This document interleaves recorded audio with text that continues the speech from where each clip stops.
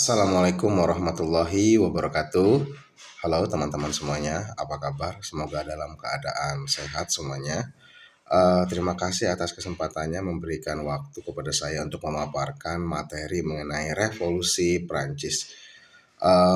Tentunya peristiwa ini sangat penting artinya bagi negara Prancis pada khususnya dan juga dunia pada umumnya, karena dari momentum inilah banyak sekali pemikiran-pemikiran soal kenegaraan yang bisa diterapkan, yang bisa direfleksikan oleh setiap negara ya dalam mewujudkan uh, pemerintahannya.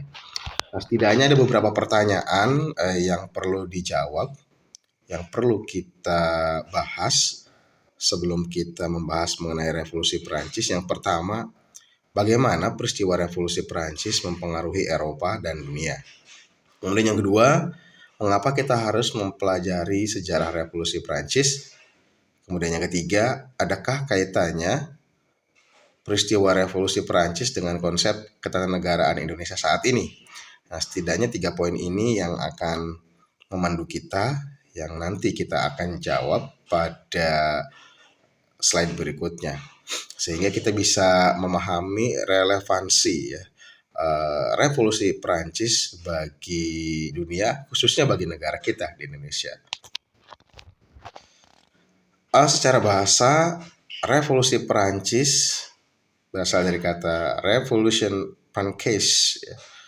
Ini terjadi pada tahun 1789 sampai dengan 1799, adalah suatu peristiwa politik ya, periode pergolakan politik dan sosial yang radikal di Prancis yang memiliki dampak besar terhadap sejarah Prancis, Eropa, dunia dan secara keseluruhan. Jadi dimaknai sebagai pergolakan politik dan sosial yang radikal. Jadi ini suatu perubahan yang sangat mendasar, yang besar-besaran artinya terhadap sejarah Prancis ya. Radikal kan bisa dimaknai perubahan yang mengakar ya, perubahan yang besar, perubahan yang cepat. Kemudian selanjutnya, bagaimana sih masyarakat Prancis pada waktu itu sampai melakukan suatu revolusi besar? Ternyata ada penyebabnya. Yang pertama, kondisi-kondisi pra-revolusi yang terjadi, antara lain pada waktu itu Prancis di bawah pimpinan seorang raja yang secara sistem pemerintahan itu monarki absolut. Monarki itu kan artinya pemerintahan yang diatur dengan sistem kerajaan absolut ya. Jadi absolut itu mutlak, dalam artian seorang raja ini berkuasa penuh terhadap pemerintahannya. Nah, ciri-cirinya antara lain memerintah tanpa undang-undang, tanpa pengawasan, tanpa anggaran yang jelas, tanpa kepastian hukum, memerintah tanpa batasan kekuasaan apapun. Kemudian ciri-cirinya adalah penerapan sistem feodal. Jadi sistem yang memberlakukan kasta-kasta atau hierarki dalam masyarakat. Jadi kalau kita lihat struktur masyarakat Prancis pada waktu itu terbagi menjadi beberapa kasta atau golongan. Yang pertama kelas bangsawan, pendeta, dan borjuis. Borjuis itu kaum kapitalis ya, pemodal-pemodal. Nah, pada waktu itu juga di Prancis penerapan pajak yang sangat diskriminatif ya. Jadi pajak-pajak itu diskriminatif ya, berbeda antara golongan satu dengan golongan yang lain, dan golongan yang paling dirugikan adalah golongan borjuis ya, kapitalis. Kemudian adanya belangko penangkapan oleh raja. Jadi situasinya adalah masyarakat pada waktu itu yang anti terhadap kebijakan raja sering mendapatkan apa namanya, bukan teror ya, apa semacam instruksi dari raja jika memang pendapat warga negara ini bertentangan dengan raja, maka boleh ditangkap. Jadi raja bisa mengkriminalisasi oposisi ataupun kelompok masyarakat yang berlawanan dengan raja. Kemudian terjadinya krisis keuangan akibat perang 7 tahun melawan Amerika Serikat di sini. Ya, inilah prakondisi sebelum terjadinya revolusi Prancis. Memang dari berbagai aspek juga sudah cukup parah ya, sehingga inilah ketika terjadi suatu momentum sehingga masyarakat Prancis melakukan suatu revolusi. Nah, sebagaimana yang saya katakan tadi, di Perancis terjadi pembagian kasta-kasta ya. Jadi struktur masyarakat diatur berdasarkan pengelompokan feodalisme. Golongan satu ini kelompok bangsawan yang memiliki hak-hak istimewa dan memegang kekuasaan dalam pemerintahan. Golongan dua yaitu golongan agama yang setia terhadap raja. Kemudian golongan ketiga yaitu pedagang, pekerja dan rakyat kecil. Golongan ini yang paling dirugikan, yang nanti kemudian melakukan suatu gerakan ya, atau revolusi di Prancis. Kemudian selanjutnya, bagaimana bisa terjadinya revolusi Prancis? Tentunya mendapatkan pengaruh dari revolusi di Amerika Serikat. Jadi revolusi di Amerika Serikat memberikan pengaruh yang besar juga terhadap jalannya revolusi Prancis. Ya, jadi munculnya negara Amerika Serikat membawa pengaruh besar di Prancis bagi warga Prancis, terutama dari kalangan borjuis. Kenyataan itu meyakinkan bahwa Prancis ya, melalui gagasan Jean-Jacques Rousseau serta Voltaire memang dapat diwujudkan dalam suatu sistem demokrasi. Jadi revolusi Amerika Serikat itu memberi inspirasi bagi masyarakat Prancis untuk melakukan hal yang sama. Sehingga ini menjadi bahan bakar ya bagi masyarakat Prancis untuk melakukan revolusi.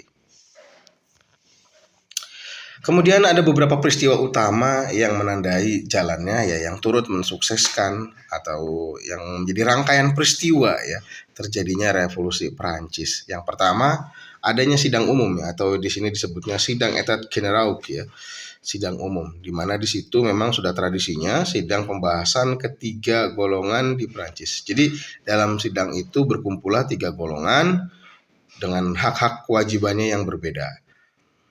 Ya. Namun di situ yang terjadi banyak perdebatan ya di sidang umum ini. Ternyata golongan-golongan borjuis melakukan banyak sekali protes ya atas hak-haknya selama di sidang itu, sehingga mereka bisa dikatakan melakukan perlawanan ya, melakukan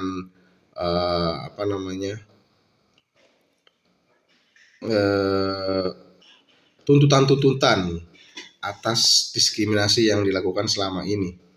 Kemudian ini rangkaian selanjutnya adalah jatuhnya penjara Bastille ya. Jadi penjara Bastille ini merupakan simbol kediktatoran ya, kekuasaan rezim Louis XVI pada waktu itu, dan ini runtuh ya sebagai bentuk bahwasanya kediktatoran Louis ini sudah mulai berakhir. Jadi penjara ini kan memang ditempatkan untuk kriminal-kriminal yang melawan raja ya. Jadi ditempatkan di sini. Kemudian munculnya deklarasi hak asasi manusia dan warga manusia. Disinilah sebagai bentuk penegasan bahwasanya ya prinsip-prinsip kemanusiaan ya, kesetaraan, kemudian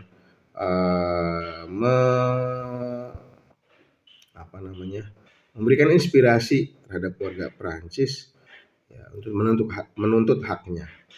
Kemudian terbentuknya pemerintahan Prancis baru. Nah, disinilah tumbangnya Louis. Kita akan bahas satu-satu ya. Yang pertama adalah sidang Etat General. Kita lihat dulu. Ya. Jadi memang Prancis ini dalam keadaan yang sangat tidak ideal ya. Akibat kekosongan kas negara Prancis, Louis XVI mencabut hak khusus kalangan rohaniawan dan bangsawan, sehingga mendapatkan tantangan. Untuk menyelamatkan negara, Louis XVI mengundang Etat General ya untuk bersidang yang dilakukan pada tanggal 5 Mei 1789 di Istana Versailles. Tata tertib sebelumnya menetapkan satu kelas satu suara. Terhadap tata tertib tersebut, para wakil kelas ketiga mengusulkan perubahan menjadi satu orang satu suara. Mereka juga mengusulkan adanya konstitusi baru. Nah, di sini mulai ada pemberontakan ya, pembangkangan yang dilakukan oleh warga Prancis, terutama golongan yang ketiga, agar dirubah tata tertib baru yang dianggap lebih adil karena sebelumnya dianggap terlalu diskriminasi. Usulan para wakil kelas ketiga tersebut mengundang perdebatan. Raja dan wakil dari kedua kelas elit cenderung menolak usul tersebut. Oleh karena selama 5 minggu belum berhasil mendapatkan kesepakatan, para wakil kelas ketiga meninggalkan sidang etat General. Mereka tidak mau mengakui lagi keberadaan sidang tersebut, dewan tersebut, dan membentuk dewan baru yang dinamakan Assemble Nasional. Jadi karena terjadi alot ya perdebatan, sehingga semua masing-masing wakil tersebut ya menolak ya. Ini kan yang dipelopori, diprakarsai oleh Louis XVI ya. Namun dalam sidang tersebut ternyata tata tertibnya lebih menguntungkan pihak Louis, sehingga masing-masing wakil menuntut agar diadakannya perubahan tatib. Namun itu terjadi alot ya, sehingga masing-masing wakil tersebut walk out ya kalau bahasa sekarang. Nah, kemudian terjadi suatu sidang tersendiri yang dilakukan oleh kelompok-kelompok tadi, ya, sidang Assemble Nasional. Sebagai ruang sidangnya, Assemble Nasional menggunakan gelanggang tenis yang bernama The Palm. Pada tanggal 20 Juni 1789, para anggota Assemble Nasional bersumpah untuk terus bersidang sampai konstitusi terbentuk. Sumpah tersebut dikenal dengan sebutan Show the Palm. Oke. Nah, kemudian yang menandai jatuhnya Prancis era Louis adalah jatuhnya penjara Bastille ya. Jadi saya katakan bahwasanya penjara Bastille ini adalah simbol kekuasaan, simbol berkuasanya rezim Louis. Nah, penjara ini ternyata mampu dijebol oleh masyarakat. Jadi pada waktu Assemble Nasional bersidang, kemarahan rakyat di berbagai kota semakin merebak. Hal tersebut terjadi karena akibat dari pengangguran, beban pajak, dan ketidakadilan yang tak kunjung henti. Sehingga pada tanggal 14 Juli 1789, kemarahan rakyat Prancis tidak terbendung lagi. Rakyat Prancis dengan senjata yang seadanya bergerak menuju penjara Bastille, dan mereka berhasil ya masuk ke dalam dan membebaskan tawanan-tawanan politik. Nah, kemudian peristiwa apa lagi yang menandai terjadinya revolusi Prancis adalah Deklarasi Hak Asasi Manusia.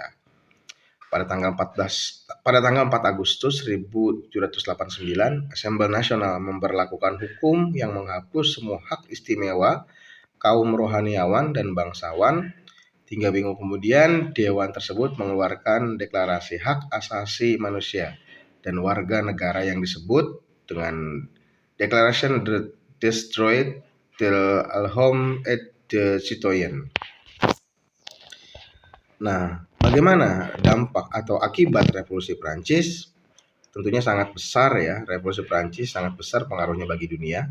Berikut beberapa akibat yang ditimbulkan dengan adanya revolusi Prancis di bidang politik, ekonomi, dan sosial. Yang pertama, bidang politik. Undang-undang merupakan kekuasaan tertinggi. Jadi konstitusi atau undang-undang merupakan kekuasaan tertinggi. Timbulnya ide republik, berkembangnya paham demokrasi modern, munculnya rasa nasionalisme, munculnya aksi revolusioner untuk menggulingkan kekuasaan absolut raja. Adapun akibat di bidang ekonomi, petani menjadi memiliki tanah, sistem pajak feodal dihapuskan, sistem monopoli dihapuskan, timbulnya industri besar. Adapun akibat di bidang sosial antara lain penghapusan feodalisme, susunan masyarakat baru, pendidikan dan pengajaran merata di semua lapisan masyarakat.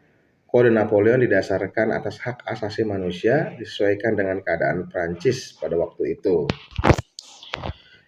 Akibat revolusi Prancis bagi dunia internasional ya. Yang pertama, akibat politik, tersebarnya paham liberalisme. Liberalisme ini paham yang menjunjung tinggi kebebasan ya. Sebagaimana kita tahu, revolusi Prancis memiliki semboyan ya, liberté, égalité, fraternité. Salah satunya liberalisme memberikan inspirasi bagi dunia bahwasanya kebebasan itu merupakan hak masyarakat, merupakan kebutuhan masyarakat. Kemudian meluasnya perkembangan paham demokrasi. Saat ini seperti yang di negara kita sendiri demokrasi dilaksanakan ternyata memang akarnya dari revolusi Prancis ya. Jadi perkembangan paham demokrasi di mana kekuasaan ada di tangan rakyat. Meluasnya perkembangan paham nasionalisme, paham kebangsaan ya. Dan ini juga nanti menginspirasi oleh kaum-kaum elit terdidik di Indonesia ya tentang pentingnya paham kebangsaan sebagai upaya untuk membebaskan diri dari kolonialisme. Berkembangnya ide aksi revolusioner, jadi aksi-aksi massa ya untuk melakukan suatu perubahan ini cukup memberikan inspirasi bagi masyarakat dunia ya, terutama kaum terpelajar pada waktu kaum nasionalis yang berada di bawah cengkraman kolonialis. Akibat di bidang ekonomi, yang pertama timbulnya industri-industri di Eropa. Kehidupan perdagangan beralih ya dari pantai ke daerah pedalaman. Inggris kehilangan pasar di Eropa karena Prancis menjalankan politik kontinental. Jadi dampak lainnya ternyata selain masalah ketatanegaraan dalam bidang ekonomi, perekonomian di Prancis juga semakin menggeliat bahkan menjadi saingan Inggris ya. Akibat di bidang sosial, yang pertama penghapusan feodalisme. Jadi kasta-kasta sosial itu dihapuskan, bahwasanya manusia di hadapan manusia itu sama. Jadi kan ide-ide hak asasi manusia memang semakin dikenal ya di Prancis. Pendidikan dan pengajaran merata di semua lapisan masyarakat, kemudian berkembangnya hak asasi manusia di dunia. Lalu bagaimana pengaruhnya revolusi Prancis di Indonesia? Munculnya ide kebebasan, persamaan dan keadilan. Ya. Dan ini bersumber dari prinsip-prinsip atau semboyan ya revolusi Prancis ya, liberté, kebebasan, égalité, equality, persamaan dan fraternité atau persaudaraan. Munculnya kesadaran nasionalisme. Nah ini sangat penting ya artinya bagi Indonesia. Selain masyarakat mengerti tentang pentingnya kebebasan ya, persamaan dan keadilan yang melahirkan organisasi pergerakan nasional kan, kemudian Budi Utomo ya, kemudian Sarekat Islam dan lain sebagainya, munculnya paham kebangsaan. Nah ini artinya sangat besar bagi Indonesia karena sebagaimana kita mengetahui era sebelumnya bangsa Indonesia ketika melawan kolonisasi itu kan sifatnya kedaerahan, dan ketika dalam keadaan sifatnya yang primordialis ya kedaerahan ini, Belanda kan masih melakukan politik adu domba ya, divide et impera, sehingga di berbagai daerah Belanda ya berhasil melakukan penaklukan. Nah, ketika muncul paham kebangsaan ini semacam trik baru ya, bukan trik baru ya, semacam gagasan baru yang sangat ampuh ya untuk melawan pemerintah kolonial, sehingga lahirnya Sumpah Pemuda ya, Kongres 1, Kongres 2, sehingga sampai menegaskan diri sebagai bangsa baru yaitu bangsa Indonesia. Ini merupakan suatu formulasi yang baru ya, yang dipelopori oleh kaum muda ya, tentang nasionalisme yang di masa depan kemudian mengantarkan bangsa Indonesia kepada kemerdekaan. Kemudian menggeliatnya pendidikan dan literasi ini juga semakin mendorong para anak muda Indonesia menggeliatkan pendidikan, kemudian muncullah politik etis ya, literasi ya, sekolah-sekolah ini ya, kemudian pentingnya pendidikan ya untuk mengubah keadaan, membentuk organisasi dan gerakan sosial. Nah, kemudian munculnya kesadaran bahwasanya perjuangan bisa dilakukan dengan cara berorganisasi. Karena kan era tahun 1900 ke belakang memang belum muncul ya kesadaran organisasi ya, kesadaran untuk melakukan satu gerakan sosial, melakukan perlawanan melalui media massa. Nah, jadi ternyata dampak dari gagasan ya, munculnya revolusi Prancis di Eropa sangat memberikan pengaruh bagi pergerakan nasional di Indonesia.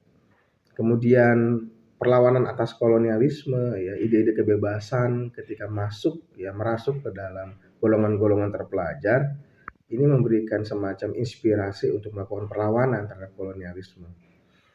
Kemudian memberikan inspirasi dan kontribusi dalam demokrasi ya. Sampai saat ini ya, Indonesia juga masih menganut sistem demokrasi akar sejarahnya bisa kita ambil dari Revolusi Perancis ya, Revolusi Perancis.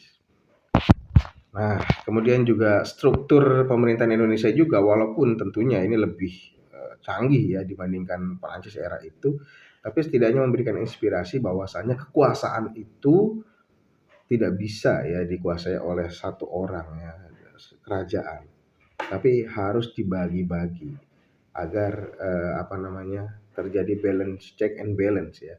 Makanya di Indonesia masih menerapkan sistem tres politika. Nah, kita lihat ya, struktur pemerintahan Indonesia seperti ini. Ini adalah pengembangan ya, sebetulnya pengembangan dari gagasan-gagasan revolusi Perancis agar tidak terjadi abuse of power yang pernah dilakukan oleh Louis XVI. Namun kenyataannya memang masih belum maksimal.